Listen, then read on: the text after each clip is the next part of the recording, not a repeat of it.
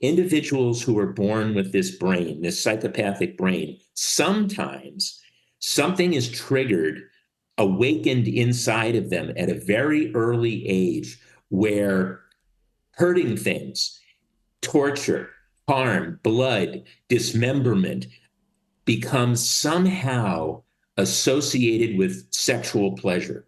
And this triggers something or awakens something in them that then progresses over years and years and reaches a tipping point where they simply can't live in fantasy anymore, but they have to kill.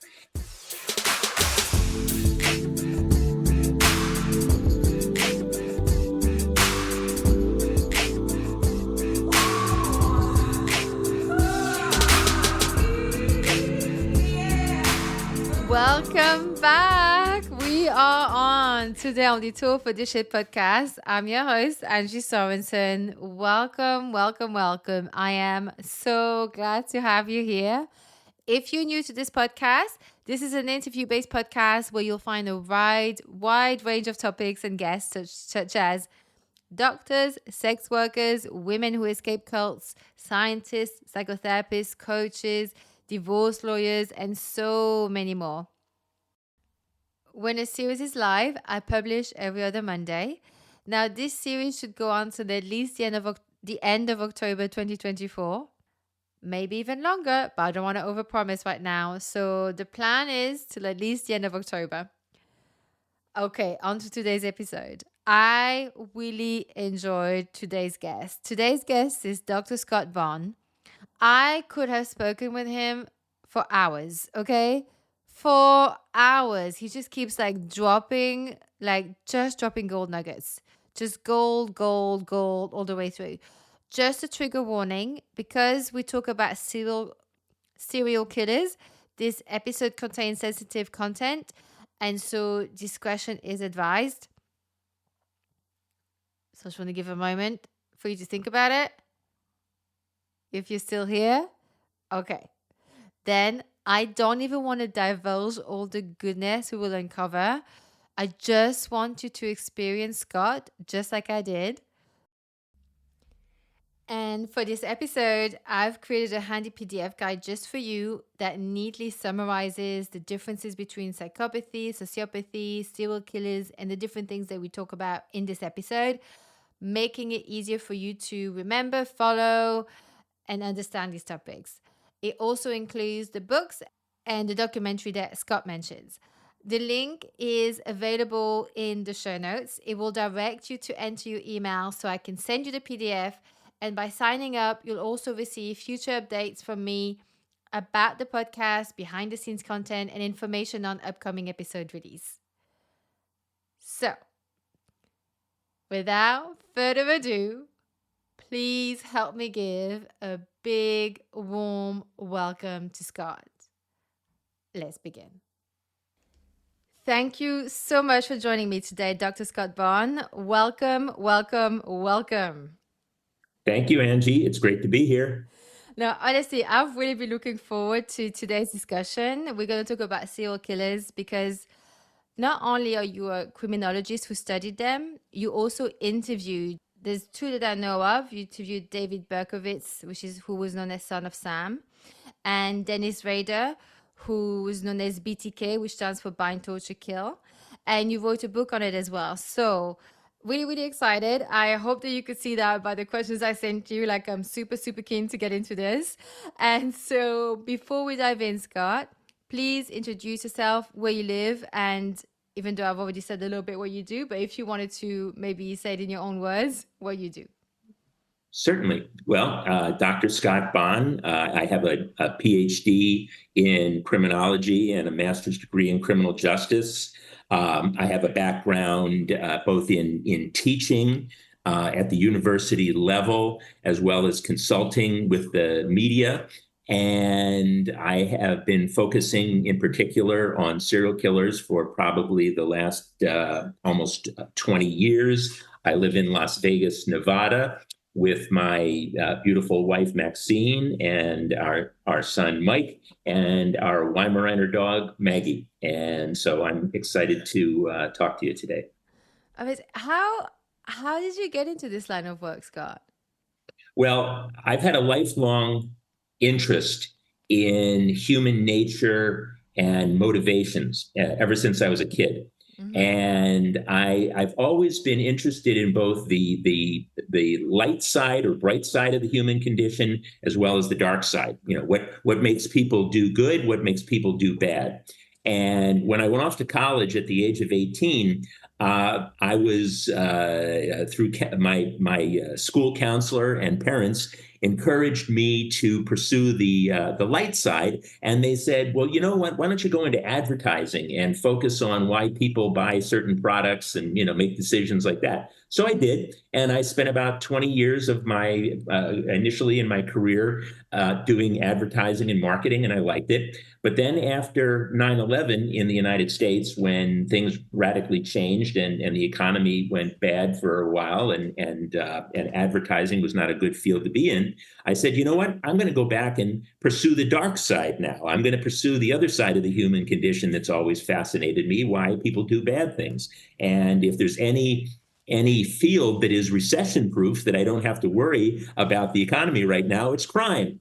So in fact, when the economy's bad, crime usually goes up. So it's actually a positive thing in that regard. So I went off, like I said, spent 6 years studying this, and then started teaching at the university level at a university named Drew University, which is located just outside of Manhattan, New York.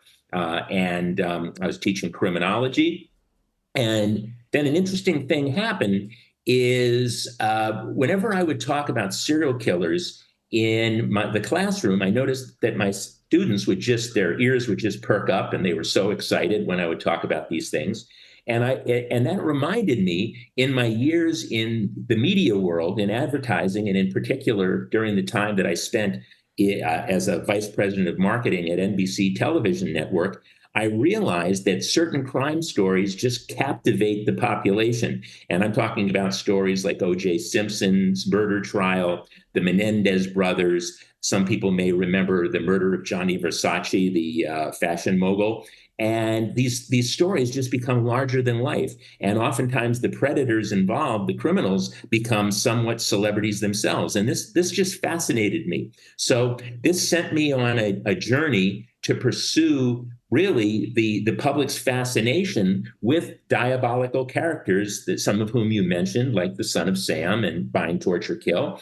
And so I've spent literally the last 15 years of my career pursuing this and exploring our fascination with the dark side and how these individuals fit into it. So you might even say that the first 20 years of my career set me up in terms of understanding the media, how it works, how public images are set, how individuals become almost like rock stars, if you will, in popular culture, and then combined it with my criminology. So I've really, I've combined the two over the last 15 years. And also communication, because in media and advertising, communication is key, and then teaching communication is key. So you've really got the whole shebang in your under your bonnet, really.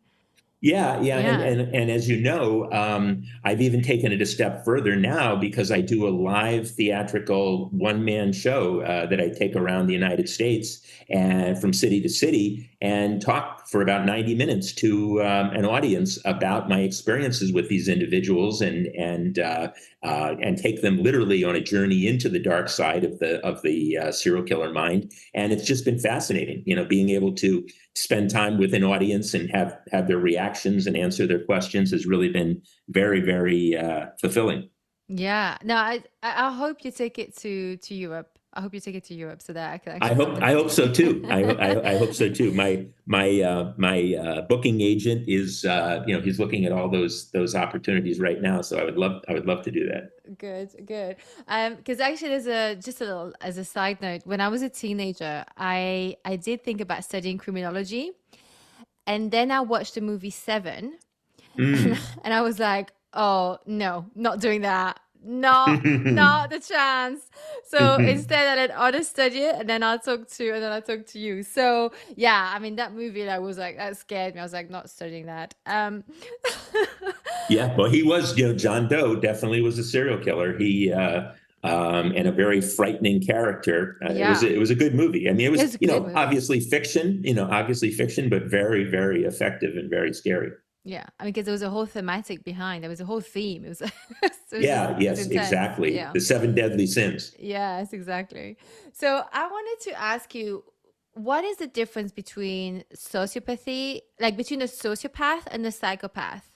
Good question. Good question. And in fact, there's a myth out there that all serial killers are mentally ill, that they must be mentally ill.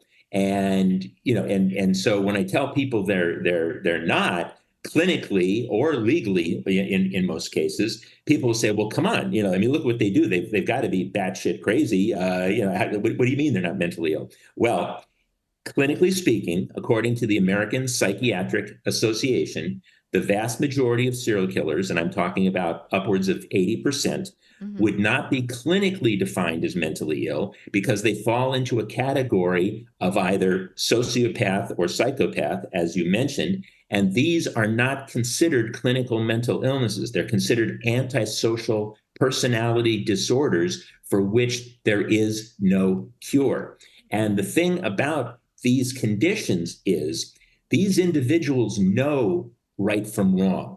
They know that it's wrong to kill. They know that it's wrong to hurt people, but they simply don't care.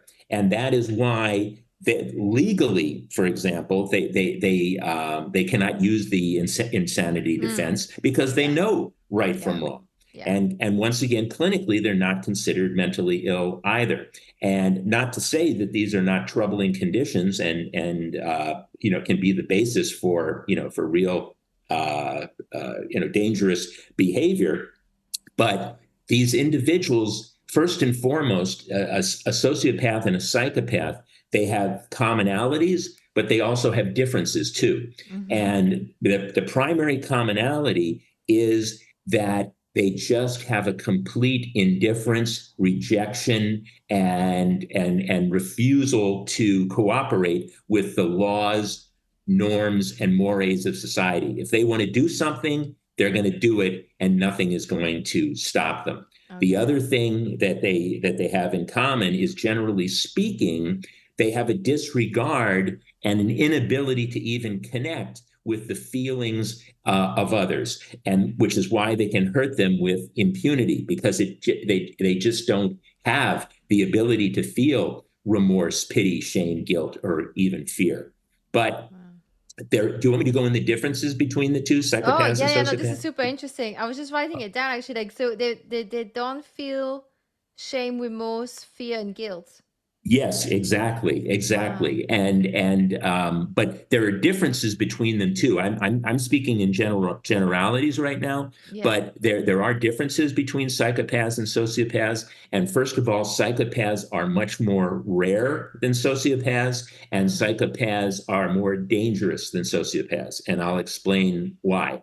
And this gets to the what I'm sure many of your audience have heard referred to as the nature versus nurture debate. Yes. Nature, are they born that way? Nurture, are they conditioned and environmentally trained, to Yeah. be that way? Well, here's where they differ. Psychopaths are a function of nature. Their Oh. brains at birth are simply hardwired differently to process information, to react to stimuli differently than the normal human brain. And in particular, impulse control is almost non-existent in the psychopathic brain. The frontal lobe of the brain is what controls impulses, and in the case of the psychopath, it's almost non-existent. Which is why if they want to do something, they just do it. Nothing will deter them.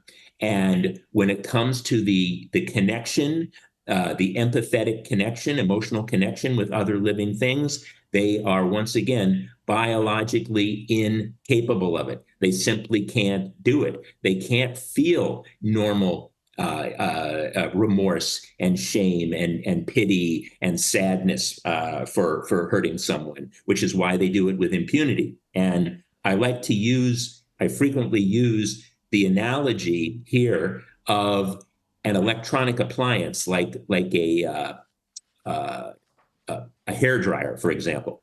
Mm-hmm. If you have a hair dryer that's plugged in the wall and then you pull the plug out, you've got a useless hair dryer. Mm-hmm. Well, when it comes to empathy and emotional connection, psychopaths are disconnected. It's as if that cord is just pulled out of the wall. They simply can't do it. Even if they wanted to do it, they can't do it, which is why they hurt people and they just feel nothing. Yeah, they And hurt people and they carry on like as if they just bought an ice cream. exactly. Mm. And about 50%, probably between 45 and 50% of all serial killers fall into this psychopathic arena. And so killing is nothing more to them than, wiping, a lint off their sleeve. It just means absolutely nothing to them. And that's why they can hurt people with complete impunity. And Mm. so examples of true psychopathic serial killers would be someone like a Ted Bundy, a Yes. John Wayne Gacy, who called himself the killer clown, Mm. and Dennis Rader, bind, torture, kill. These are individuals who simply killing is a pastime for them. It's something that amuses them, that arouses them, but in terms of any emotional connection, they're incapable of it. Now, a sociopath is very different. A sociopath is a function of nurture, not nature. Ah. They are born with a brain that functions normally, that is capable of impulse control, that is capable of empathetic connection. But what happens here is these individuals often suffer long term trauma, abuse, torture, and torment themselves, and they become conditioned or socialized, hence the term sociopath, into predatory behavior themselves, often to protect themselves. Yeah. And so, if we're going to use that hair dryer analogy again, Angie, it's as if it's plugged in the wall here for a sociopath, and they are capable of emotional connection, but it's a faulty switch. The plug is faulty, and sometimes they can do it, and sometimes they can't. And as a result, they sociopaths are prone to very volatile emotional mood swings, even bouts of rage. And as a result, they are much easier to identify when you are confronted with a sociopath than a psychopath, because a psychopath will just seem completely unflappable, cold blooded, and no emotion at all, whereas a sociopath will be very volatile. And an example of a true sociopathic serial killer, some of your audience may be familiar with the female serial killer, Eileen Wuornos, who was depicted by Charlize Theron, the actress, actually won an Academy Award in the movie Monster some years ago. She did an incredible job. What Eileen, did I have? I didn't actually see it. I should see it. yeah, it's incredible. What did Eileen do? What was Eileen the crime? Wuornos was a female serial killer, and she was also a highway prostitute she would pick up clients, or clients would pick her up on the highway in Florida, and she would do her business that way. Well, she had been terribly abused throughout her life by men. And she, after a while, began to retaliate and take her vengeance on these men, generally speaking, who she believed had harmed her, and began killing them. And she used a gun. She was a shooter. She shot seven of her clients before she was finally apprehended. But this is a woman who was capable of emotion. She was capable of a normal range of emotions, but she was conditioned and socialized into becoming a predator herself after she had been terribly abused throughout her life.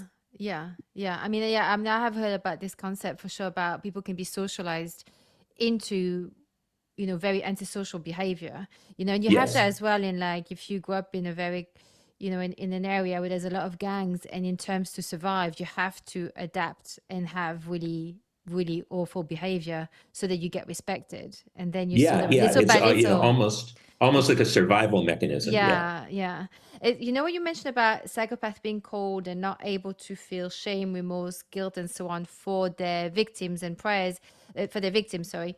Um, does that also mean that they may not necessarily feel fear for themselves? Like, are they never scared? Are they not worried about, like, for example, I can be scared that I may fail an exam, for example.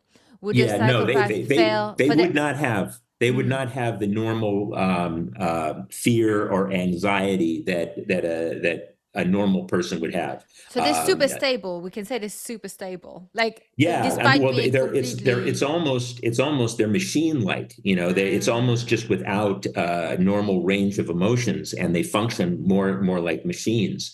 And and that's one of the things. By the way, people say, how did Bundy get away with 36 murders? How did John Wayne Gacy get away with 30 or so murders? They must be evil geniuses. No, they're not evil geniuses, and in many cases, they just have very average intelligence, sometimes even below average intelligence. But because they're psychopaths, they just are not rattled. Nothing bothers them, nothing deters them, nothing gets in their way. And they tend to be very organized, very meticulous, very compulsive. And so they don't make a lot of mistakes mm. that you and I would make just out of our own fear and anxiety and nervousness in trying to engage in this behavior. They don't do it because they can't feel it in the first place. That makes a lot of sense because, yeah, you have to keep a cold head to finish the job and to tidy up after yourself. I mean, it's a bit like like surgeons. They have to keep a very cold head. So I mean, I have heard that like really high up, like brain surgeons, heart surgeons, they have to have some traits of coldness Mm-hmm. You, because you they you they touched can't start crying. They can't start crying over an open wound when they're operating, right? So No, you touched upon an important area, Angie, because they're a friend of mine who's actually in the UK. His name is Kevin Dutton, Dr. Kevin Dutton. He studies highly functioning psychopaths who are not ending up in prison and committing crimes, at least that no one knows of, but are very, very highly functional. And so what you're saying is absolutely true. There are certain jobs, and guess what? Psychopaths are overrepresented, meaning many more of them than you would expect to find in certain places, like as partners in law firms, in CEOs of corporations, yeah, in politics, very high level positions in politics, and very stressful professions like neurosurgery, brain surgery, because having a an unflappable personality where nothing bothers you is a very useful condition to have in those arenas. yeah.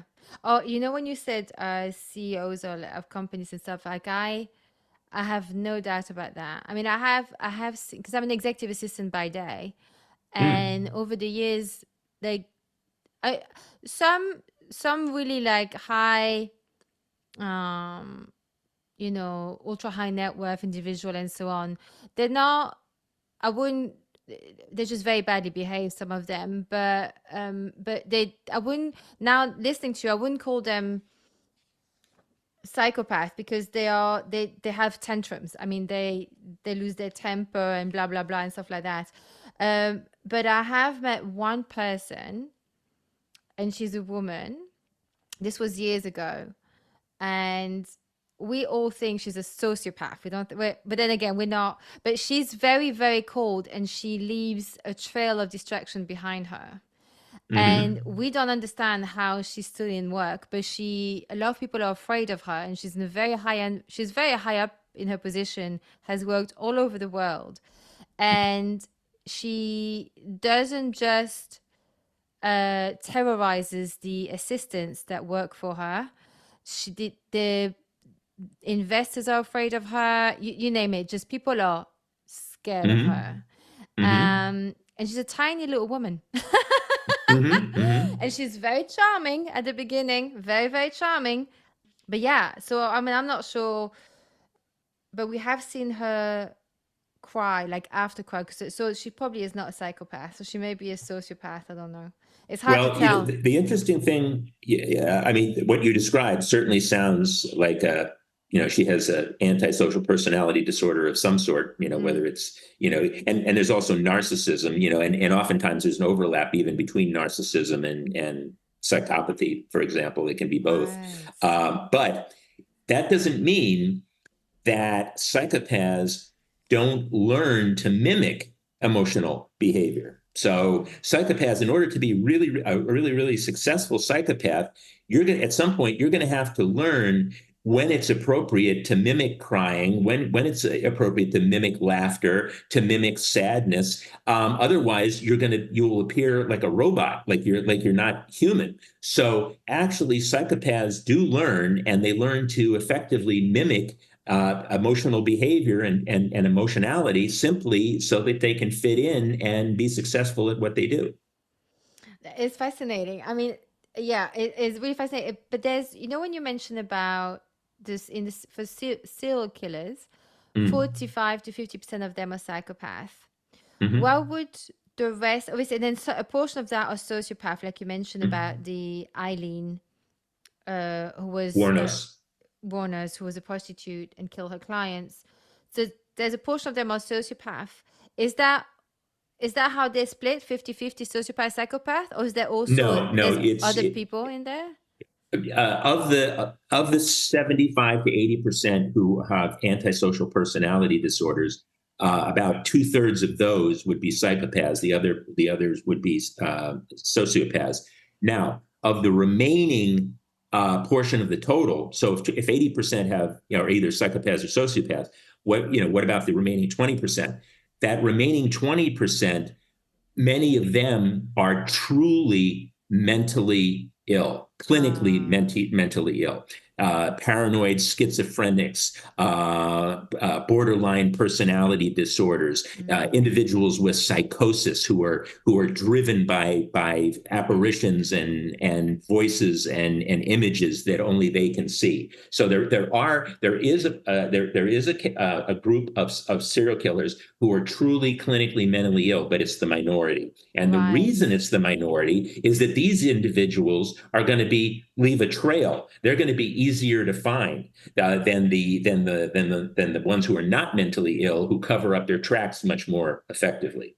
Wow. Okay. So right. Okay. And so they would be able to actually claim the insanity defense when they get arrested. Well, they potentially, yeah, Mm, potentially, but some of these individuals even end up killing themselves because they're mentally ill, and many of them actually feel tremendous remorse for what they're doing, but they can't control themselves. They just can't stop it, and so some of them are actually suffer tremendous emotional angst and self-loathing over what they're doing, and sometimes even take their own lives because they're just so disturbed. and that's a clear distinction between them and a psychopath who feels no remorse. Exactly, that's right. Mm. So I have a question. So we mentioned obviously there's psychopaths, and some of them are highly functioning, run the world, do incredible surgery on people, all kinds of things. So what is the line between a high functioning psychopath to becoming a serial killer? What is the line they cross?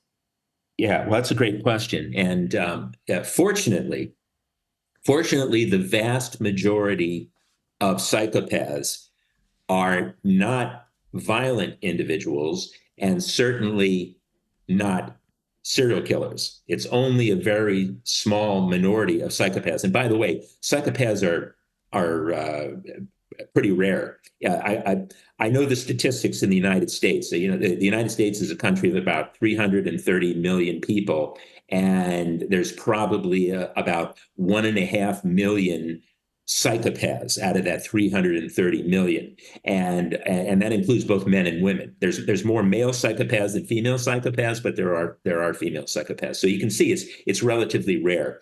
Whereas there's probably somewhere around I would say 10 or 12 million sociopaths in the United States, because again they're environmentally conditioned, they're more common.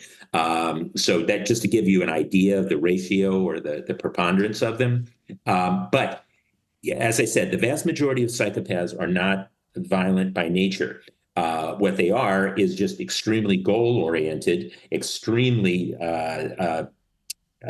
selfish and self-absorbed, care only about their own desires, and they don't care who they have to step on in order to be successful and gain, what they want.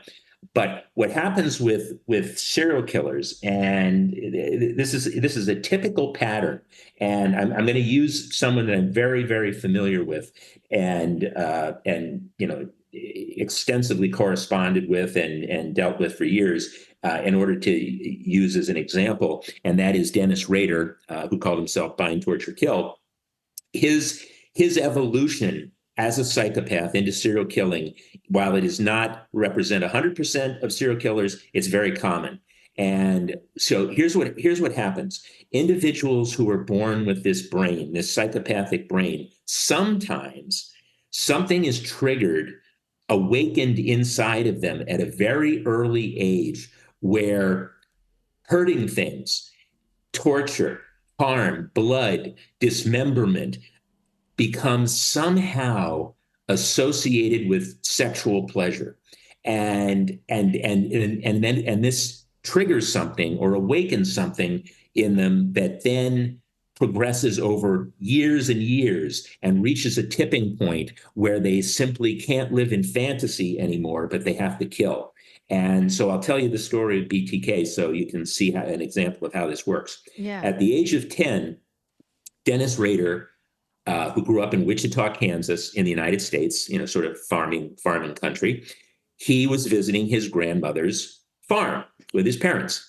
And grandma was in the backyard, and she killed a chicken for dinner, and she chopped the head off the chicken.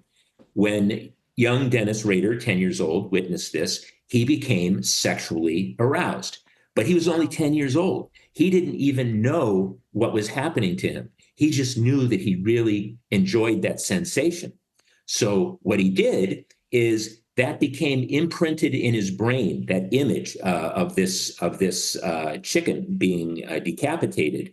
And over time, he began to obsess and fantasize about this. And by the time he reached adolescence, he combined it with masturbation. So when he did that, sexual pleasure now became intertwined and irrevocably connected to blood and violence and dismemberment and decapitation. And throughout his teen years, he fed this fantasy. He began to include images of women and bondage and fetishism and torture and torment, and always combining it ultimately with strangulation and masturbation. And he became a peeping Tom in his community. He later became a burglar. He would actually break into women's homes, steal their underwear, and masturbate with this underwear. And by the time he became a young adult, I'm going to say around the age of 21, he came back from military service, and on the outside, he seemed to be functioning normally. He became what I like to call a Dr. Jekyll and Mr. Hyde character. As Dr. Jekyll, the normal guy, he married his high school sweetheart after he got home from military service. He started a family. He got a job. He went to night school. But the dark side, Mr. Hyde, was fantasizing, ever feeding these terrible thoughts and compulsions about killing and torture and torment and blood and sadism. And he began doing what he referred to as trolling in his community. And what he meant by trolling is he would drive around the city of Wichita at night by himself in the car, and he would stop outside of women's homes. He'd watch them through the window. He'd take notes. He'd make drawings, take photographs. And over a period of years, he put together a catalog, an actual visual and written catalog of potential victims that he Wow. craved, that he fantasized about, that he wanted to kill. And this all reached a tipping point at the age of 28. So, all the way from 10 to 28, until he reached the moment where he could no longer stand to live only in his fantasies. He had to kill. And he had been obsessing over a family, a Latino family in Wichita, Kansas. Their name is Otero. And he had been watching the 30-something-year-old mother and the 11-year-old daughter. And Rader told me he was obsessed with their dark skin. They're Spanish. Their dark skin, their dark Yeah. eyes, their dark hair, and he craved them. He had to have them. So on one morning in January of 1974, when he could no longer tolerate it, he went to their house and he became BTK for the very first time. Wow. That's wow. So it's basically becomes this obsession Yes, it's a total compulsion. because he links it with sexual pleasure, masturbating, and so on.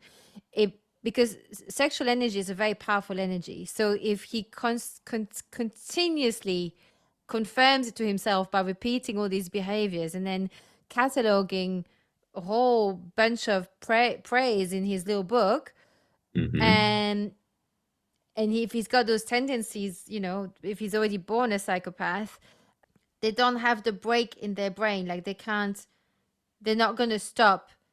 If they want to do it, they'll do it because they're not going to feel, then he's not going to Yes. care because of their screaming. That makes it probably going to help. It's probably an encouragement for him if they start to scream, and because that's part of his fantasy, right?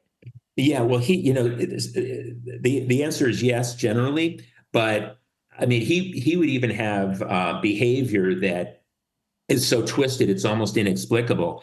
He he might be torturing them, and in the middle of torturing them, ask them if they want a glass of water or if wipe their forehead off because they're sweating. So he would have this incongruent behavior that it doesn't seem consistent with what he was doing, but yet in his mind he's a very principled actor. He sees nothing wrong with what he's doing, and therefore he wants to accommodate them in some way. Yeah, So he hasn't lost his manners in his head. He think he's got good exactly, manners. he's a Yeah. very respectful psychopath and torturer and killer. Exactly. Mm, wow. Uh, Yeah. it, so I know you've said it, and I know I've just mentioned it, but I'm just not clear in my head. Are they is when they kill when it comes Mm. to that? Because you mentioned about the evolution, Hmm. and if nothing stops them in their evolution, then when it comes to doing it, is it like a compulsion? Like that's it. There's no stopping them now. Yeah, yeah. Well, the answer is yes. It becomes the thing that is important to understand about serial killers is they are very, very different. There's this another common myth that they're all the same, that they're all motivated by the same thing, and that's simply not the truth. They do come in all varieties, gender, intelligence, etc. But the one thing that they all have is this underlying need, compulsion to kill, and in particular, kill strangers for a reason that's based upon a psychological need that's borne out through fantasy that just escalates and grows and grows inside of them for years until it becomes an itch that they absolutely have to scratch. They can't stand it any longer. They must do it. And what happens is once they do it, it doesn't sustain itself. In many ways, the killing is often a letdown. I've had these individuals tell me that the killing itself is a letdown. It didn't live up to the fantasy that they had built it up to be over all these years, and it's ultimately unfulfilling, which is why they have to do it again and again and again. It becomes this like almost like a narcotic high. And I actually have used the analogy that in many ways, serial killing is almost like a heroin addiction because you get used to it, you need more, the craving comes back, you got to have it, and no amount that you take is enough. You always need more. Well, it's very much like that for in serial killing. Isn't it interesting though? Because what I imagine, or what from what I've heard from people, let's say like when you mentioned about heroin, someone having a high, the first time is what's incredible, and then you get hooked. Where here Mm. it sounds like the first time they kill doesn't live up to the fantasy, but then they keep trying, hoping it improves. Yes, yes. Yes, Yeah. and in many instances, serial killers will say that their very first killing is actually unfulfilling because if they're going to make mistakes, if things are not going to go as planned, it's their first murder where that's likely to happen. Because, like with anything, practice makes perfect, right? So they Yeah. get better as time goes on. So they want to keep perfecting. They want to keep upping the thrill, making it more exciting, making it better. So yeah, if anything, it's that first killing that is the least fulfilling of all. So I'm just writing something down, so don't forget to ask you, because you come in, you like you say so many good things. I'm like, I want to dive into all of it.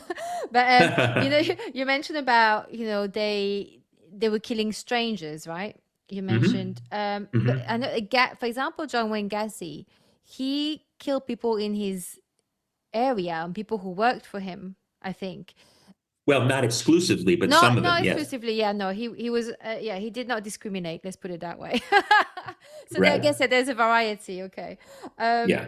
and so so this is interesting because you mentioned about how this is why a psychopath or like psychopathic serial killer are not as easy to catch because they are so cold-headed, and so they don't really make mistakes. Hmm. So does that also mean that if the authorities arrest someone after one gruesome murder, I'm not talking about like, a car accident, like not accident, like something that was really intentional, a murder.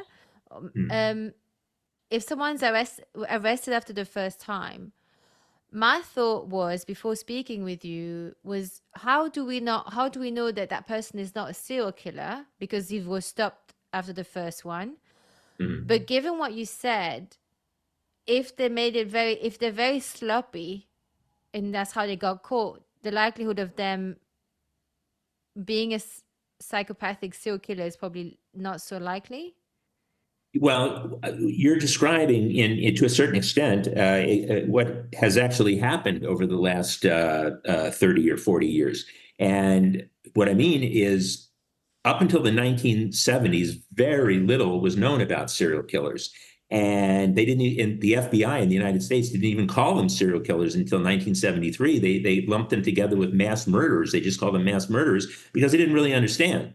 So in the 1970s, the FBI formed its behavioral science unit, and perhaps some of your audience has seen the Netflix series Mindhunter, which depicts the early days of the FBI's profiling unit. And I've gotten to know some of those original profilers, and they are the ones who really helped us to understand how these individuals think, how they're motivated. They came up with new techniques of detection and profile and ultimately apprehension, and then got much better at apprehending these individuals. And the big game changer of all was in 1986 when DNA came along, because that enabled for the first time individuals to be linked biologically to a crime scene where there was no other physical evidence available.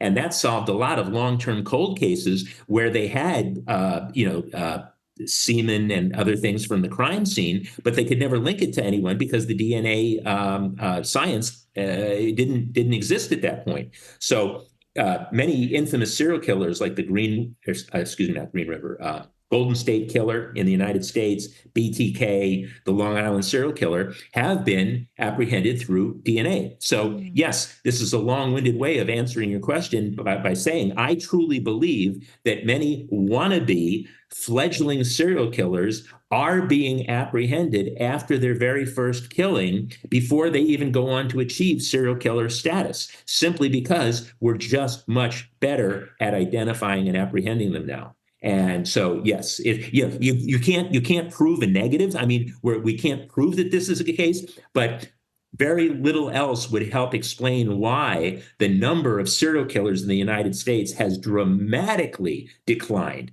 I mean, in the 1970s, it's estimated that there were about 650 serial killers in the United States in the 1970s. That number went up to more than 800 in the 1980s.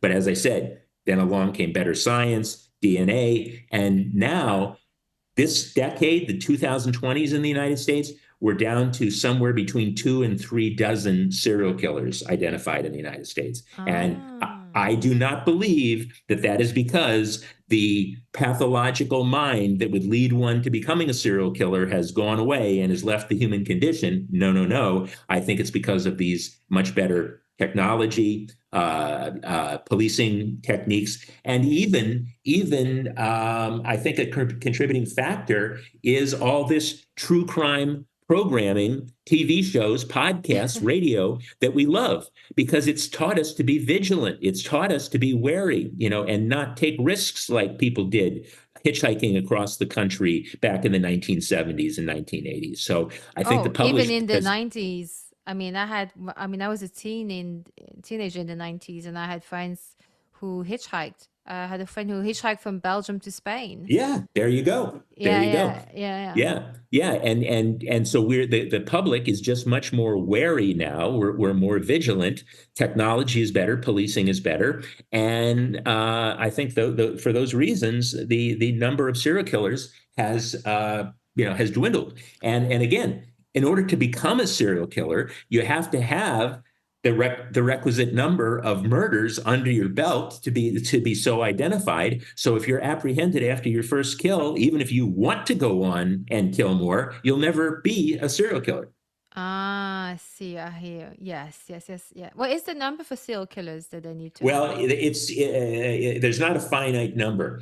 I prefer to go by what is often considered the classic definition of serial killers. It's been around for a number of decades, since the 1980s, which says 3 victims in separate and distinct crime scenes that are not related, Mm. and where there is what is known as an emotional cooling off period in between the murders, where the perpetrator goes back into his or her normal life and goes about their normal routine. And that is to distinguish this from what is known as a spree killing, where someone kills 3 people or more in a very short, truncated period of time before they come down from the emotional high of that. Mm. Now, the FBI, however, in 2005, changed their definition.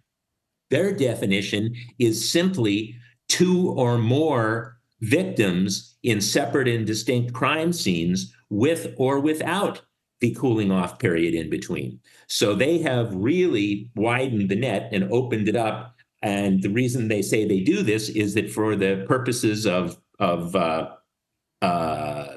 apprehension and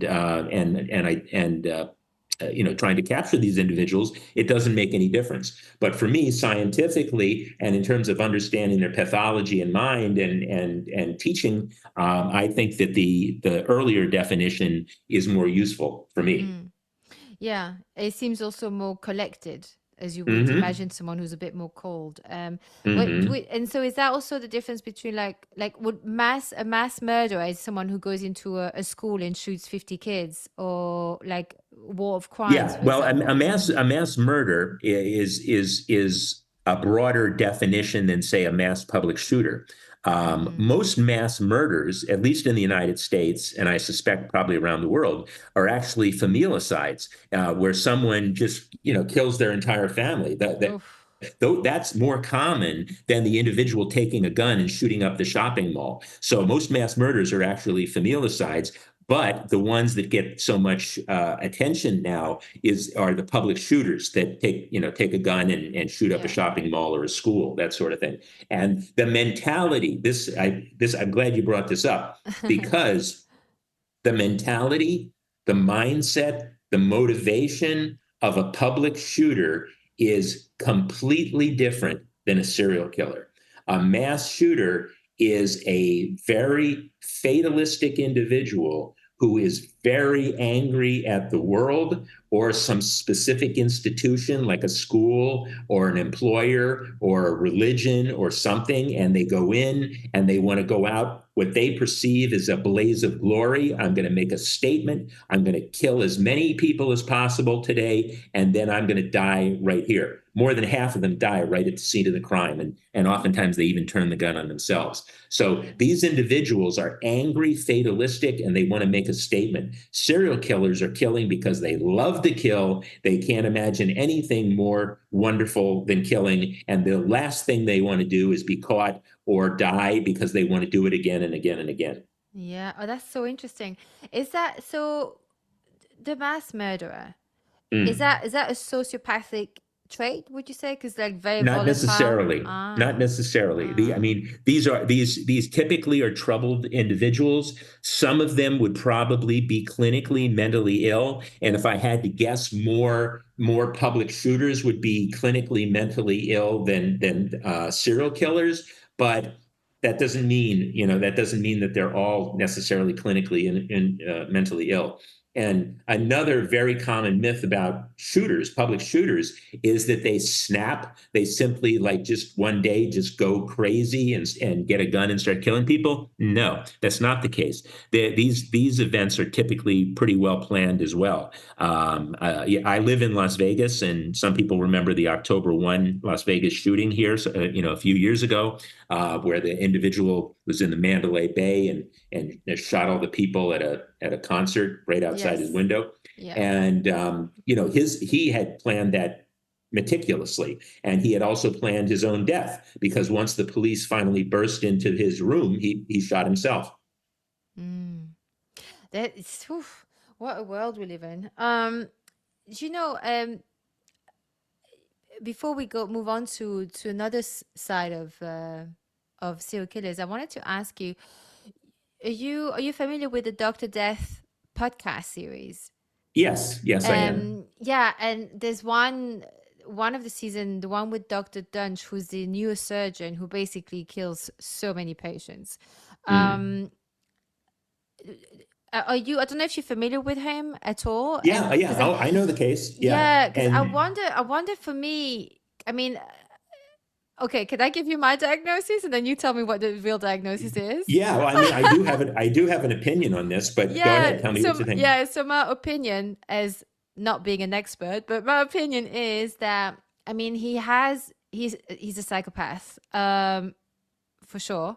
And to me, the amount of people that he kills, um he doesn't look for, I'm not sure that he necessarily look for a certain type of people other than they are his patient, but so I don't know if he's a serial killer, but he definitely, like, he just does not seem to have any remorse at all Hmm. over what he does, and he keeps going on and on and on, and he even, like, his best friend gets decapitated internally, Hmm. right, and the best friend forgives him. I don't know how and what, I don't know how many, I mean, that in itself is like a miracle. But I mean, he's a psychopath for sure. I mean, yeah, okay, so Hmm. go on. You tell us what the Okay. deal is. No, I would agree with you that based upon what I know, I would think he most likely is a psychopath, but he would not be a serial killer because his intentionality is not murder. He thinks he's the most brilliant surgeon in the world, and he has these techniques that he's perfected. Well, he hasn't perfected them because a lot of people end up either permanently disabled or dead. But Yeah. his intent is not the killing. So he's not a serial killer either by action or default. What he is he's just he's a psychopathic individual who certainly belongs in jail, but I would not categorize him as a serial killer. Yeah, because that's the thing. He's also very, because he's not actually really good at what he does either. No, Like he's when you he's listen to the in fact they podcast, he's say very he's bad. sloppy. Yeah, Yeah, but he yeah, no, gets yeah, away. other experts, say because he has his own signature technique, that he Mm, thinks is going to save the world, and clearly it doesn't work. And they said even his basic skills are not good. yeah, So you definitely have an individual who's very grandiose, narcissistic, full of himself, psychopathic, but not. I mean, his intentionality is not to kill. It's just, yeah. but when he does kill, he doesn't care. Yeah. Oh, it's honestly it's chilling. It's like when you Hmm. listen to that Hmm. podcast, how he gets the whole system, how he also gets away with it. I mean, the system is I mean, it's so bad. He shouldn't have Hmm. been able to Hmm. carry on like that. But okay, so I want to go back to like the John Wayne Gacy's of this world, and all the famous serial killers, because I find like I think like their vanity is maybe a little bit of their Achilles heel, Mm. because when I was reading Karen Conti's book, who was a guest here not long ago, and she obviously met him and all of that, and she wrote a book, and he really really enjoyed his infamy. He enjoyed Hmm. being so famous for what he did, and I wondered if that's a common trait for serial killers. Well, great question. And I have to start with, once again, serial killers are not all the same. Mm. Their motivations are not the same, their desires are not the same, and that underlying fantasy need is not the same. The type of killer that you're talking about, that has this grandiosity, that likes headlines, that likes infamy, that likes to hear their name, and they sometimes, they give themselves their own names. Son of Sam named himself. He gave Yeah. himself the name Son of Sam. Bind, Torture, Kill gave himself his own brand name, BTK, because he was so grandiose. And I would put Ted Bundy in this category, and I would also put John Wayne Gacy in this category. Mm. Now, they are a particular subcategory of serial killer that is referred to as a power and control killer. These individuals like to play God. They like to be in control of life and death. It's not the act of killing. It's not that moment that they kill that is the greatest thrill for them. It is all of the events that lead up to it, the planning, the anticipation, oftentimes even the abduction and torture. John Wayne Gacy got off on the torture. BTK got off on the torture. They love it. It becomes this almost like a symphony, a rapture. It reaches this peak when they ultimately kill, and it becomes the greatest thrill of their lives. These individuals, these power and control killers, are truly psychopathic, have delusions of grandeur, narcissistic, torturers, and they love their own infamy. They love the headlines. That is different. That is different than a serial killer like an Eileen Warnos, a sociopathic serial killer, where she wasn't out for headlines. In fact, the last thing that she wanted was headlines. She wanted to be under the radar, but she became infamous despite her intent.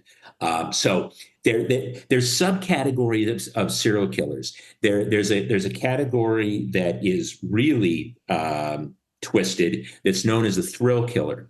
And you may have heard of Richard Ramirez, the Night Stalker. Have you ever heard of him? Uh, yeah. What did he do? I Richard forget. Ramirez terrorized Los Angeles back in the 1980s, and so here's what a thrill killer is. Their fantasy is the thrill, the escalation of the whole process. Once again, it's not about the killing per se; it's the thrill of everything associated with it. And the killing, and for a thrill killer, the killing in itself is not enough. So what Richard Ramirez would do is, and he was a psychopath also, but he would go into a neighborhood, and he was the opposite of the meticulous planner. BTK, meticulous planner. Long Island serial killer, meticulous planner. John Wayne Gacy, meticulous planner. But Ramirez was the opposite of that. He would go into a neighborhood at random in the suburban area of Los Angeles at night in the dark and at random pick a home that had an open window. He Ooh. would climb in that window and kill anything and anyone that he found inside simply because it escalated the thrill for him. He didn't want to know what was inside. He wanted to find out when he got in there because it was exciting. So for him, the thrill was never even knowing what he was going to find. So that's a thrill killer. So that's when I say that serial killers are not, one size fits all. It's true. It is true. And in the case of Richard Ramirez, he was not looking for headlines per se. He ultimately got them because he was so prolific and killed so many people, and he became the Night Stalker. He didn't name himself; the media named him. He got infamy despite his not wanting to get it. But so the answer to your question is there is a certain category of serial killer that loves to hear their name, that loves the headlines and all of that, but it's a particular type of serial killer. Those ones, the ones who love to hear the name in the headlines, isn't there a Hmm. little bit of an inner conflict for them to want to carry on because they love what they do, but they also love the infamy. So in a way, I mean, they can actually be infamous without being caught, right? Like they can have the nickname, right? You can get the nickname by the press, and so that would satisfy both sides for them.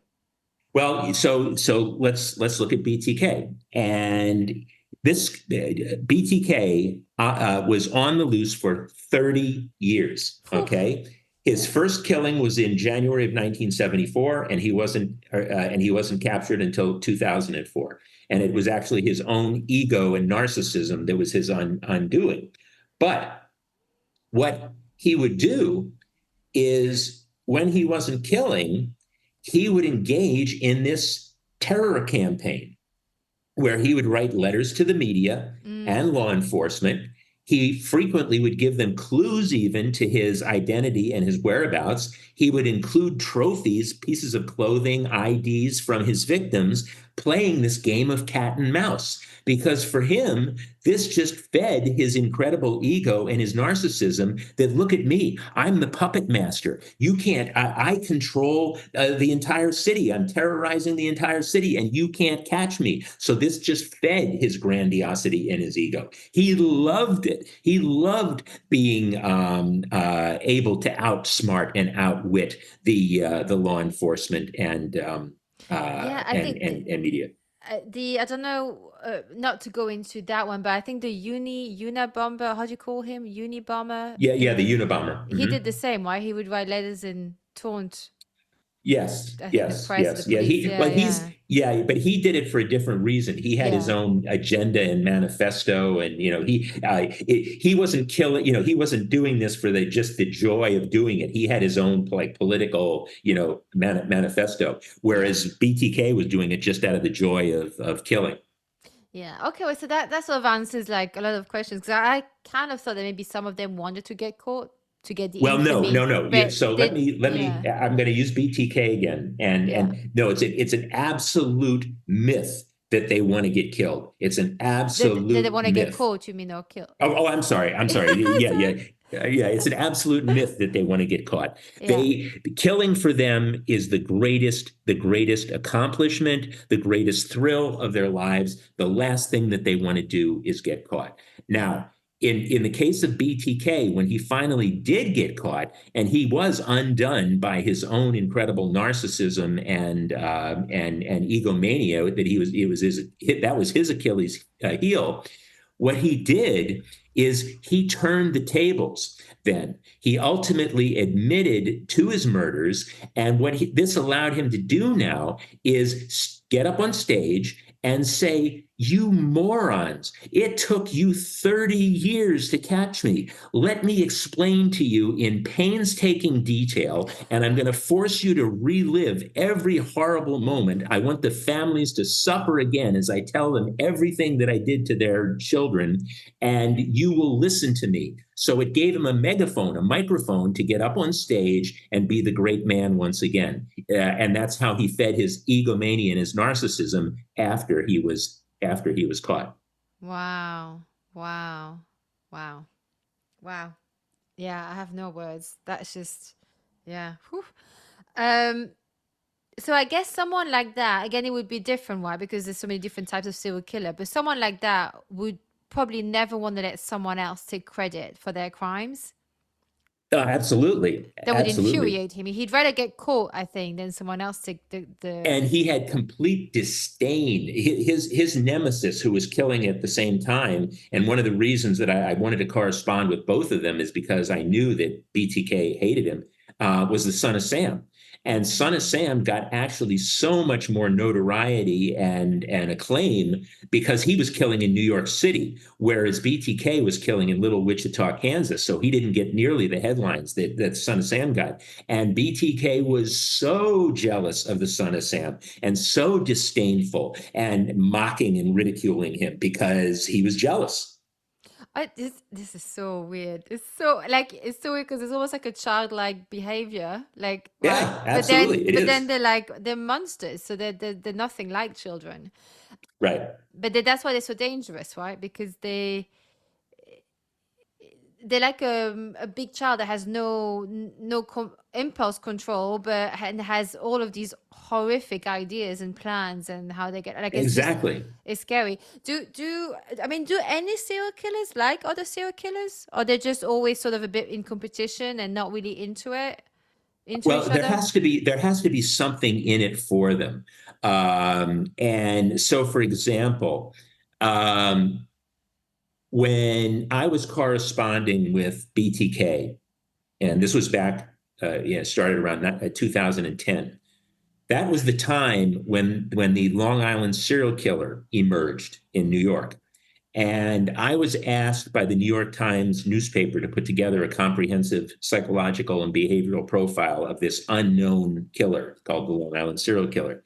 And along my journey, I actually took my profile that I was developing and I ran it by Rater BTK because I truly believed that we were dealing with an individual who was very similar in motivations and in desires and the way that he killed. And of Mm. course, Rader was more than happy to play my little game because he thinks he's the smartest kid in school and he's going to teach me. And so, to use the Silence of the Lambs analogy, I pretended to be Clarice Starling and he That's was Hannibal exactly what I Lecter. had. That's the exact picture I had in my head when you were saying that. It's exact picture. Yeah. Yeah, So yeah. that's what I did. Teach me, oh wise one. Yeah. Educate me, oh wise one. And he was more than happy to play the game. And he said that this killer is absolutely a clone of him, absolutely a clone of him in every detail, and a copycat. So and so he was intrigued by the Long Island serial killer, but only because he felt superior and that he was the original. So it did amuse him. So that there had to be something in that for him. The opposite is to go back to the Son of Sam once again. When I told Rader that at the same time I was corresponding with him, I was corresponding with David Berkowitz. He just immediately said, Berkowitz is nothing. He's absolutely nothing. He used a gun. Real men strangle. They need skin to skin contact. He's nothing. He's not a real man. So look how he was. His jealousy forced him to try to demasculate and undermine and belittle Berkowitz. It's weird because what he says, like the way he says it, like real men do this. That formula is something that you hear in every day, right? Like, oh, real man pay for the meal. No, real man split the bill, like, or whatever, like that phrase is used, but with the way they use it is so it's like on steroid, like times a Yes. gazillion, because it's like real man, the way they kill, they do this. It's like, whoa, wait a minute, what did you just say? Like Yeah. it's Exactly. so it's they're normal and not normal at the same time. It's like, Yeah. Yeah, no, yeah. you're right, and that's Mm. the reason. They operate in our world. They are it's not like a psychotic individual who lives in a world of just complete delusion and fantasies. They live in our world, but it's their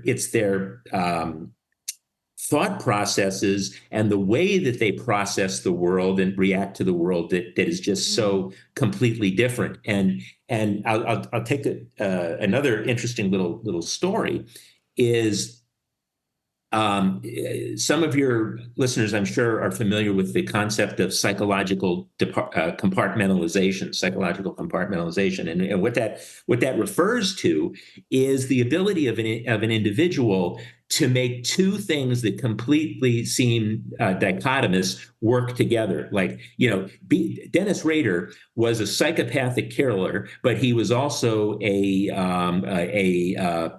father. He was also the Boy Scout leader in town, and he was also the president of his Christian Lutheran Church Association. So how do you make sense of all that? And in his mind, there is absolutely no contradiction there. And he what he did is he compartmentalized. But what he had the ability to do, and he actually had his own term for it, is he called it cubing. And so you've probably seen like a photographic cube, a plastic cube, and on each side of the cube is a different photo image. And so when you rotate that cube, you're looking at a different picture. Well, that was Dennis Rader's life. So one picture would be husband. Another, you flip the cube, another picture is worker, another picture is president of Lutheran Church Association. You flip the cube again, and you've got BTK, psychopathic serial killer.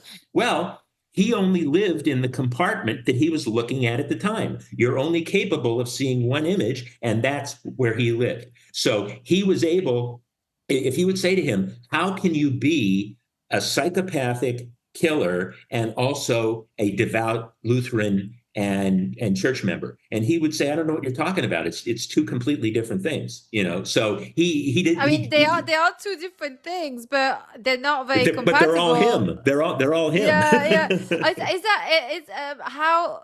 So, but okay. So here's my question to that, because yes, he has all these different. He can wear all these different hats, but assuming he's a psychopath, right? He's a Mhm. psychopath, right? He he may be a father, but would he feel any? Does he love? Does he know what loving his child means? And also, if he killed his child, would he feel any remorse? Well, these individuals have their own principles that they live by. Now, Mm. this may not be the moral code or the principles that you and I live by, but they tend to have their very strict principled moral code. And typically they do not They don't shit kill what they people. eat. Is that what it is? Yeah, that's a good way of putting it. Yeah, Yeah. yeah. They don't prey upon their inner circle, right? Right. And I'll take it as far as to say this: BTK's daughter, her name is Carrie Rawson, wrote a New York Times bestseller called "Serial Killer's Daughter," and in this, she describes her life with her father, and he seemingly, even though she admitted he was kind of cold and could be indifferent at times, he paid the bills. He took her to Girl Scouts. He came to her school plays, did all the stuff that it seemingly a normal, father would do. And so she was as shocked as anyone when in her 30s, she found out that her father was one of the worst, most, diabolical killers of the 20th century. She was completely blown away. So these individuals have the ability to mimic. They know what they should Yeah, so do. they know what to do. Like you said, they can mimic laughters and crying and all of these things. But I Exactly. guess my real question is, does he really care about his daughter? It's like Ted Bundy and Gacy. They had wives and children, but did they actually have affection for them? They, in their own mind and way, they would say yes, but I don't think it's emotion the way you and I would know it. It's not true emotion. It's their manufacture of emotion. It's them saying, "Look, I'm a good person. I have these feelings." They don't really, but what they're doing is they're manufacturing their own reality and their own universe. And so the distinction, the individuals in, say, the mafia or any criminal organization, they have their code of conduct that allows them to operate, and it's called a diffusion of responsibility or diffusion of guilt. We don't kill people who aren't in the mafia. We don't kill the innocent. It's just business, which it's only along business lines. They knew the rules. They broke the rules. Therefore, they die. That is a code of conduct that allows them to minimize their guilt. They're not all psychopaths or sociopaths. Some of them certainly would be, but what BTK in creating his own world, his own reality, his is not a shared code of conduct. It is just the principles that he's created that allow him to function in the world. I've asked him, did you love your family? Oh, absolutely. I love my family. I love my family very much. Well, I don't think so. I don't really think so in the way that you and I would Yeah, so they have understand a that. different way, right? It's just a different, yeah, and Yeah. it's hard to And I'll know. take it a step further. I'll take it a step further. He was very good at hiding this from his own family. And Carrie Rawson, his daughter, who wrote the book, as I said, has recently been drawn into cold cases that are believed to be connected to her father. Now, Mm, Carrie had not spoken, written, had any communication with her father since 2005 when he was arrested, and or excuse me, 2004 when he was arrested, until just a few months ago. And for reasons that you would well understand, she just wanted nothing to do with this man after she yeah, found out who he was. However, at the suggestion of the police and the FBI, she did go and visit her father a few months ago in order to see if she could extract any information about these cold cases that might be useful. Well, Carrie said for the first time, and she's in her 40s now, for the first time in her life, she actually saw her father become BTK in front of her. She said yeah. because as she asked these questions, his eyes turned black, he glazed over, and he transformed into BTK right before her eyes. Oh my God, I feel for her. I really do. Yeah. I don't know how you'd process that your dad, who maybe was a bit cold, but it's that generation, maybe men at the time they were not, as involved into, and culturally it depends as well, right? But then from that to knowing what he did, and then years later you actually face it, a glimpse of it. I mean, that's terrifying. Mm-hmm. Mm-hmm. Terrifying. Mm-hmm. Um, are you okay for time? Because I want to ask you a few more questions. Yeah. Yeah. Sure. Go ahead. You're just an incredible, incredible guest. I could listen to you for hours. I wanted to ask you, you corresponded with BTK and Son of Sam. Did you ever Mm-hmm. meet them? Oh yeah, I spent an entire day in prison with the son of Sam. BTK, no, because he's locked up in solitary confinement. You're not allowed. His daughter Wow. was allowed access to him, recently, but otherwise he's in lockdown. Wow. And so what other thing is there anything like in particular that you had not expected from whether it was corresponding with BTK or meeting Son of Sam? Was there anything that you did not anticipate despite having studying criminology Well, and yeah, yeah. For those of your audience who know the story of the Son of Sam, it's a pretty incredible saga. In fact, it sounds almost like a fairy tale. It might be something for like Ripley's Believe It or Not, because he was ultimately apprehended in 1977, the summer of Sam, after shooting 13 people, killing six, disabling many others, and basically just terrifying the New York City. It became the biggest manhunt and crime story of the 20th century there in New York. And so anyway, he was finally apprehended. And he believed, by the way, that Satan was driving him to kill. He falls into to a category of serial killer known as a visionary serial killer. There are serial killers who believe that they are being commanded to kill by some outside source. Yeah, and that outside source could be God, it could be Satan, it could be Ronald McDonald, it could be the man in the moon, it yeah, could be the Beatles, it could be yeah. anyone. And in his case, it was Satan. Now, so he goes off to prison in 1977. And he believed for the first couple of years that Satan was going to come and release him from prison because he had done Satan's good work. Well, that didn't happen. And then 10 years went by to 1986. And he realized, oh my God, things are not what I thought they were. And he started slowly over time to become depressed and ultimately self-loathing and even suicidal. And by 1986, the son of Sam was sitting in his prison cell one night and he was going to hang himself. He was going to hang himself with a bedsheet. Well, here's where this really, like I said, becomes Ripley's Believe It or Not, because Berkowitz told me that that night, God entered his cell and in a flash of light touched him, and all of his sins and transgressions were washed away. And in one moment, he was transformed from the son of Sam, serial killer, into the son of hope, evangelist and apostle of God. And so now, since 1986, he has been a minister. And incredibly, he has a very large evangelical Christian community following around the world.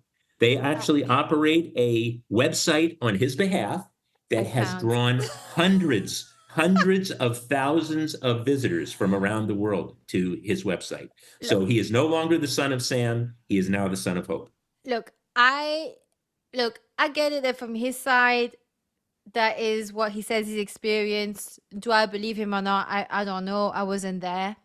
But what I just can't handle is like people actually on the outside following him as the minister. Hundreds of thousands of people. I don't get that. I don't get that. He actually has a, he's not allowed, excuse me, he's not allowed email, but he has an old-fashioned Smith Corona typewriter that I've seen because I spent an entire day in prison with him. And he corresponds with thousands of people around the world on this old-fashioned typewriter. So, you asked me if there's anything that I was shocked by. Yeah, when I went into the prison to see him at his request, I, still had the vision of this very troubled, angry, violent, young man. But I was sitting in this commissary area waiting for him, very brightly lit, and it was surrounded by vending machines, all kinds of hot and cold food and drinks and stuff like that. And so I came there. I had a huge bag of quarters with me for these vending machines because the administrators of the prison said, if you feed him, he will talk, almost like you're at the circus, or the zoo or something, Yeah. He will perform. He will perform. So I'm sitting there, and without skipping a beat, the door opens up. And instead of this angry, troubled, violent guy, I see a short, chubby, balding, middle-aged guy with big red rosy cheeks and a smile. And he comes scampering across the floor. He looks like one of the seven dwarves or a ceramic backyard gnome or something like that. And he comes over and gives me a big old serial killer hug, if there is such a thing. And then we sit down, Angie, and he says the Lord's Prayer because he's a minister. So we say the Lord's Prayer together. And then we start eating. And he is eating up a storm.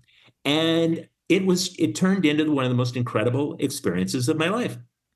I mean, I'm sure he can be super charming, but look, John Wayne Gacy could also be super charming. If you were not his type, he would be really, really charming.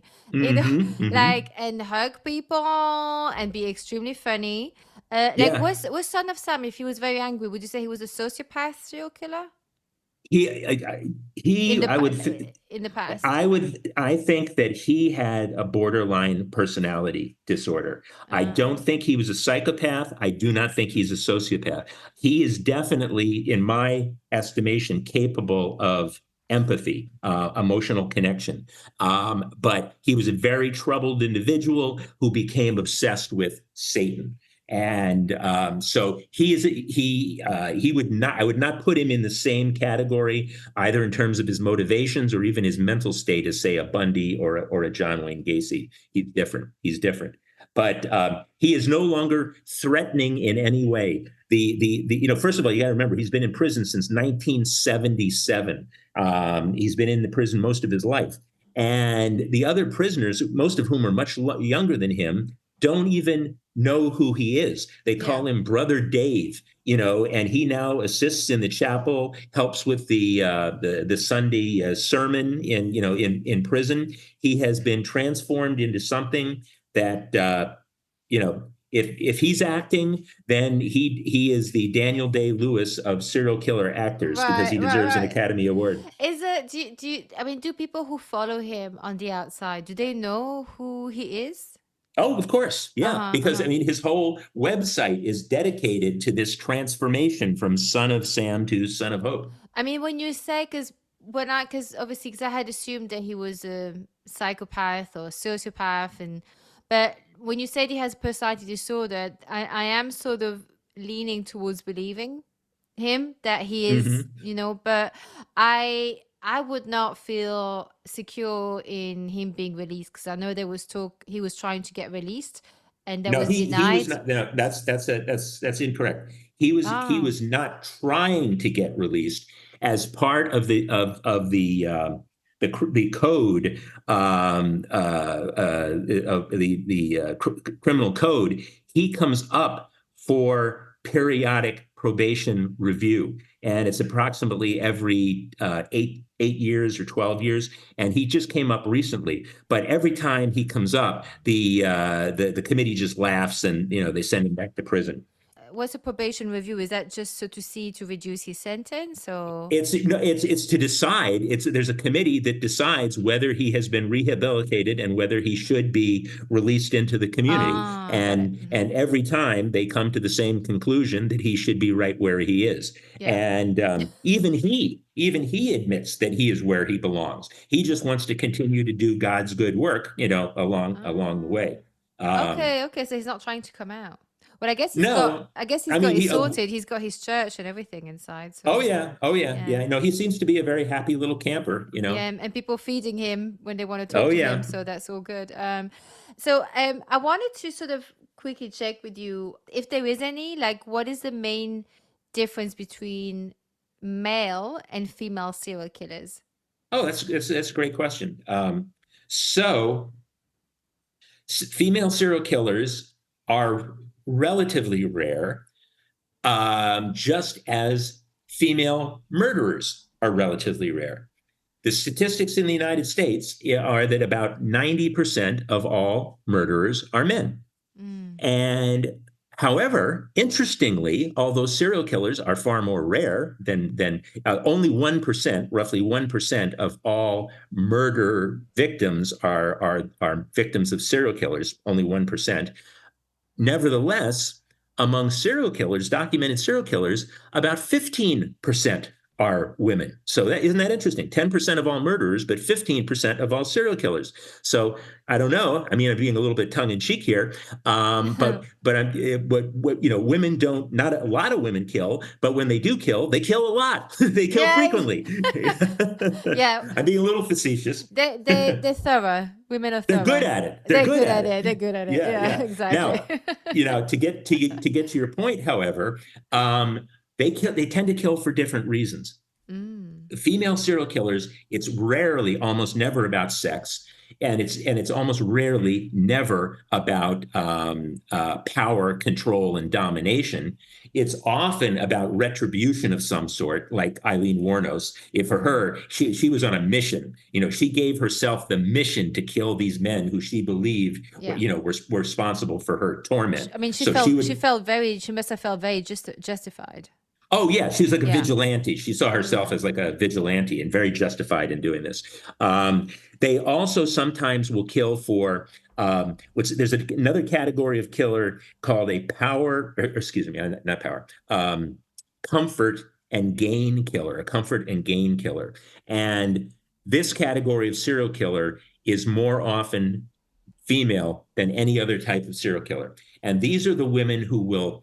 You've heard about like the black widows, like the old ladies who will run a rooming house and then take in old people, steal their money, and then poison them. Stuff like that. The black widow killers, or the women who kill their husbands. Are married 7 times and kill all their husbands. They Oh, would be a yeah. serial killer. They would be Yeah. serial killers, and so it's this power gain category where they're killing for insurance money, extortion, social security benefits, that kind of thing. That's where you see a lot of female serial killers.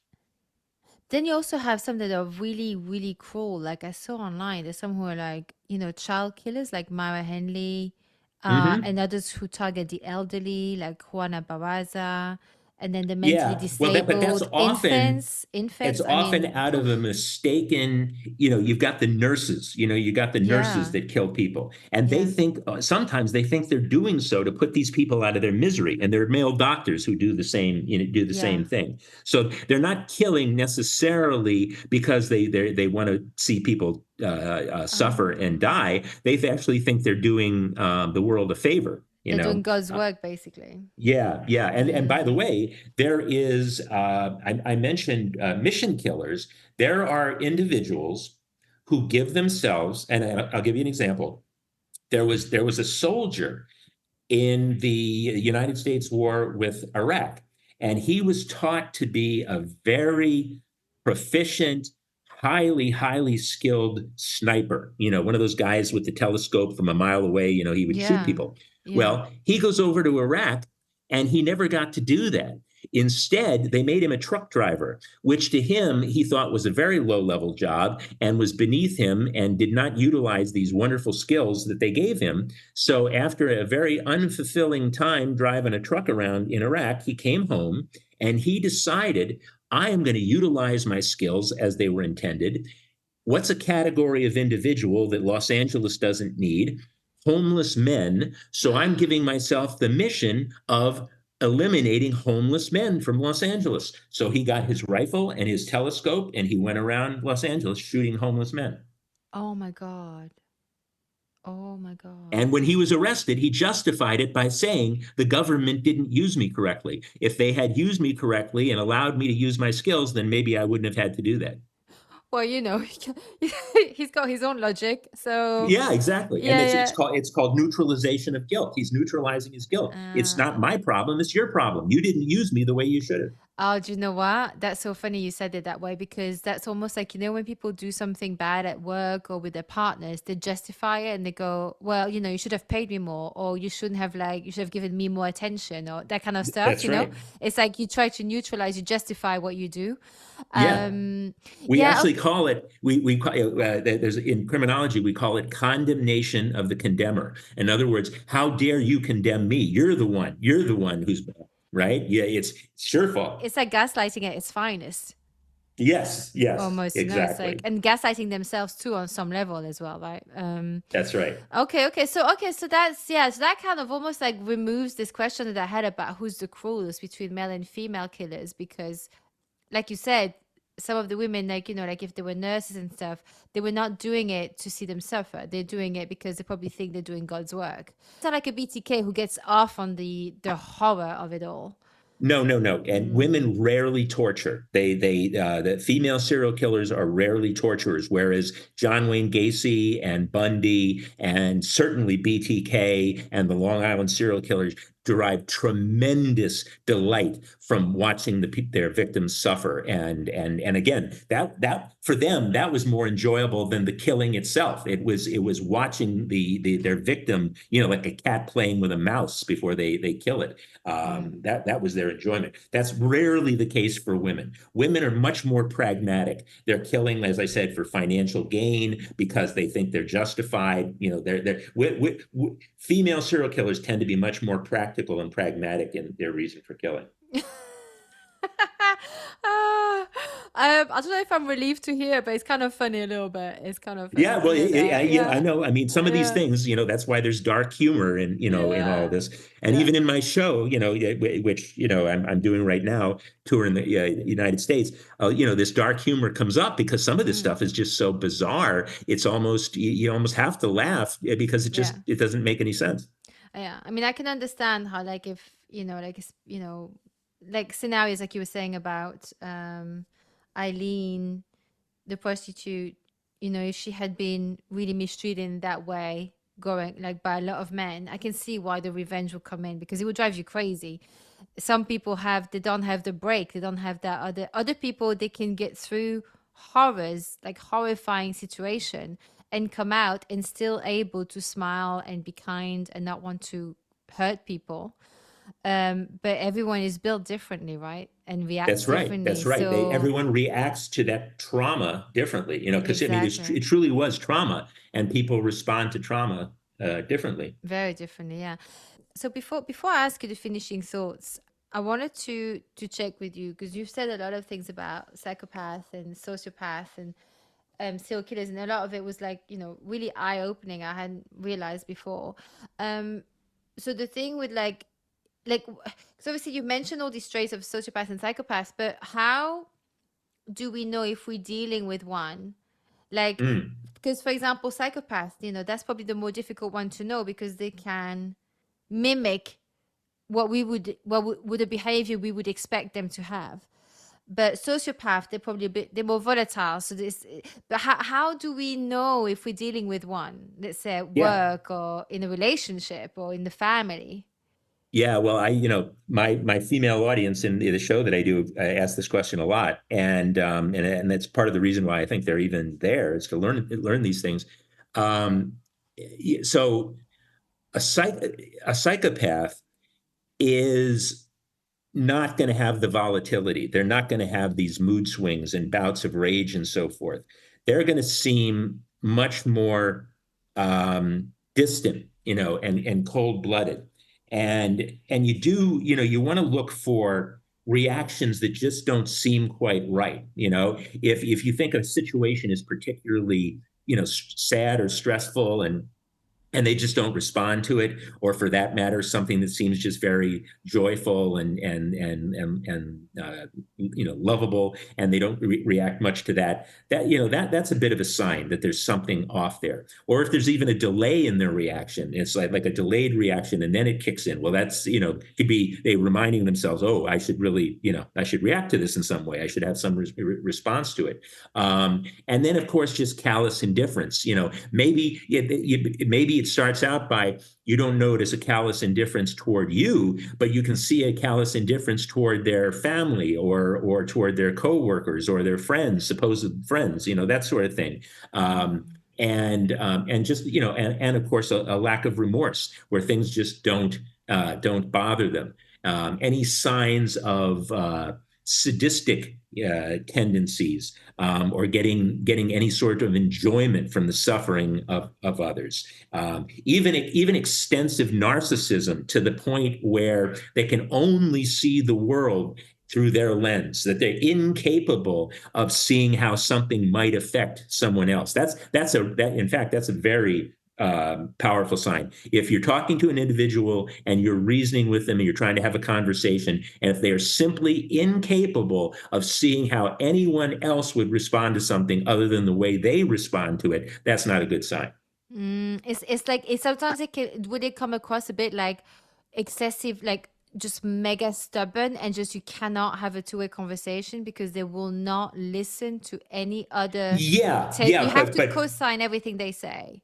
yeah, yes, but again, the lens would be their inability to see how anyone else could react to this differently or how it would affect anyone differently.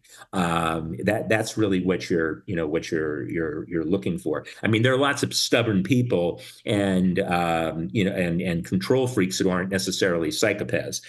So yeah, what you're looking for is their inability to just see how this might affect someone differently than the way they view it. Okay, yeah. And what would be a sociopath? Like how would you know if you're dealing with a Well, sociopath? there you're looking more toward the emotional volatility. Mm. Some of the same traits, some of the same traits of indifference and callousness and lack of remorse, lack of pity, no ability to sympathize or empathize with people. But there, you're also looking for then additional, like explosive bouts of rage. Like, where's this coming from? Why are you so angry about this situation? Because you can't control it. They can't control the situation, so they become explosive. So Mm. so it's some of the psychopathic things, but then also with these really unexpected mood swings. Yeah, and it's like it's like anything, right? It's like it's not looking at just one trait. It has to be, there's a whole family of traits. Like, it's like if someone seems always a bit distant, they could just be like a bit of an introvert. They're just being shy. But it's like putting everything together and Yes. having those things, and some of the traits a bit more pronounced, like like the no empathy at all, and like the extensive narcissism. Like when you put it all together, that's when you can start to think, ooh. But it's just someone is just may react a bit different than what you would on certain things, does not make them a psychopath. It's just you have to put it all together, right? It's like, so Yes. it's not that easy to actually even know if someone is, if you don't know them that well. You'd have to That's right. really, And yeah. and it's also, this is important to understand, is that it's not an either or black and white situation. It's not either you are a psychopath or you're not, or or you just or it's black and white. It's a spectrum, just like other things in life, like Yes. autism. The autism condition is a spectrum from high to low. Well, it's the same thing with a psychopath. It's high to low. So some people can manifest some of the behavior and patterns of a psychopath, but in a mild way that it really doesn't affect their life that much, or their relationships with others. Or they can be, incredibly profound, like a BTK. BTK is way up there, at the highest end of the spectrum. You're going to find BTK and the Long Island serial killer and Bundy and others. So it can be relatively mild as well. Yeah, yeah, like the really good surgeon. He's just going to be mildly psychopathic, but Yeah, yeah, exactly. but the level that you want, because you want him to be good at his job. So it just all goes, it all goes in roundabouts. So I want to say thank you so much, because, and I know this is something that you mentioned, and I don't want to take more of your time, 'cause I know you're a very busy man, but I know you mentioned how women are the biggest audience, or like in terms of like fascinated about serial killers, and I do want to say I think is quite a healing thing for us, because it's like when I had Karen Conti on the show and I read her book, I was like, the book triggered me a little bit, but then it's almost like I had to face it and I had to understand it, and I actually felt a lot less scared about it. It was like facing those facts a little bit, facing, going into their minds and understanding a bit more. Is in a way, it's weirdly enough, is kind of a healing thing to do.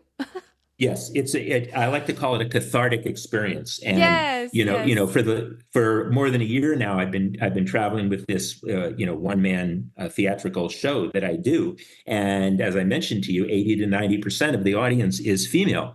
And Yeah. what I notice over the course of the evening is that there is almost this catharsis as I explain this situation, as I take them through the facts, as I explain these individuals, and as I explain to them that actually it's very, very unlikely that you're ever going to become the victim of a serial killer. It's almost like this relief. It becomes almost like a sisterhood over the course of the evening, that we're all in this together. They're all in this together. They're there to learn. They're there to experience. They're there to release. And by the end of the evening, it has become just this like peaceful release of all of this anxiety. Yeah. And I believe that that's one of the benefits of true crime, and why true crime is so attractive to a lot of women.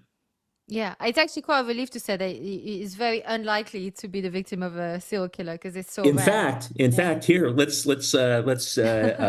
I frequently make the comparison when I talk to people that a serial killer like a Jeffrey Dahmer actually is very much like another predator in life, the great white shark, and they have three things in common, and that is that they are both rare, exotic, and deadly. And in the Mm. case of Jeffrey Dahmer, he was also a cannibal. He ate people. So that's four things that they have in common with the great white shark. Yeah. And it turns out that your odds of being attacked by either a great white shark or a serial killer are roughly the same, and that is more than 100 million to one. Yeah. So that should allow your audience to hopefully sleep very well this evening. Do you know, we didn't even get into that. And I'm not gonna say, because I know it's gonna be late, but like, yeah, the cannibals. I mean, those who eat. I mean, that's just a whole other ball game altogether. I mean, it's oh my goodness. So I want to ask you the two finishing thoughts before you tell us where we can find you and how can people sign up to go to your tour in the US. Mhm. The two questions are this. The first one is, what life lesson do you wish you'd learned sooner?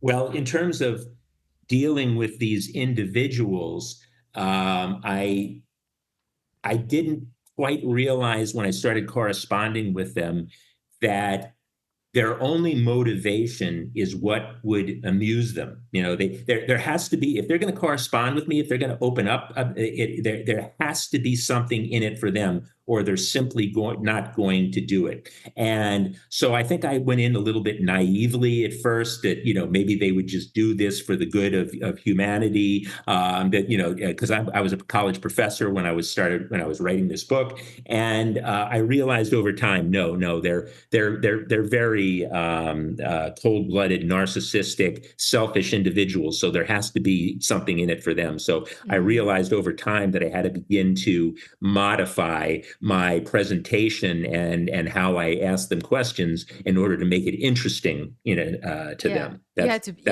yeah, you had to pitch it to them. Exactly, Yeah, exactly. yeah. And the second one is, what do you not put up with anymore? What will I put up with anymore? Yeah, glorification of these individuals. In as much as they're certainly interesting, and I think it is important to understand the dark side of the human condition. What I don't tolerate is the glorification of this stuff. You can even, we mentioned that Jeffrey Dahmer was a cannibal. You can buy Jeffrey Dahmer cookbooks. I mean, crazy. I'm Oh, not kidding. I'm not kidding you. People who seek to exploit this, and there are, trading cards and action figures. There's serial killer action figures, all kinds of crazy stuff designed to make money and profiteer off of the misery and suffering of others. And so that kind of exploitation, I think, is not only disgusting, it's really immoral. And there are attempts to outlaw it, but some of this stuff still gets through the cracks. yeah, because that must be hard for the families of the victims as well. Oh, yeah, I mean, think about it. Mm. Every time something like this crops up, they have to relive the horror of it again. Their Yeah. family member being killed, or their friend, loved one, whatever. No, no, no, it's awful. Um, is there is before we you tell us where to find you, is there anything that you'd wanted to say that you didn't get a chance to say, that you'd like to share with us? Um, well, just that serial killers are a very small aspect of murder, whether it's in the United States or around the world. I mentioned this, and it's important to understand. There's currently about 20,000 homicides each year in the United States. 1% of those murders are committed by serial killers. So that's 200 victims. That of course, is a tragic loss of life. But it's very clear that serial killers are not what's driving the homicide problem in the United States or for around the world, for that matter. So once again, these individuals are rare, they're exotic, they're deadly, and we tend to be attracted to them for one reason or another, to study them, and because they are fascinating, like great white sharks. But let's not glorify them, and let's not assume that they are the ones that are responsible for so much of the carnage out there. They're actually a very small segment of a homicide problem that is plaguing much of the world. Oh, Scott, thank you so much. Please tell us, where can people find you, your website, your tour, everything, and your book, Sure. everything. Yeah, absolutely. So I'm currently doing a tour throughout the United States, a one-man theatrical event. It's a 90-minute show where I take people inside the minds of some of the most diabolical, heinous serial killers of all time, based upon my actual interactions. And this event is touring cities currently, domestically in the United States. And to see a list of the upcoming cities and dates, you can go to my professional website, which is docbonn.com, and I'll spell that DOC B as in boy, ONN.com. And if you scroll down, there is a whole list of all the cities and dates that are upcoming. My next show is actually in St. Louis on August 4th. I'm going to be in St. Louis if anyone's in that area.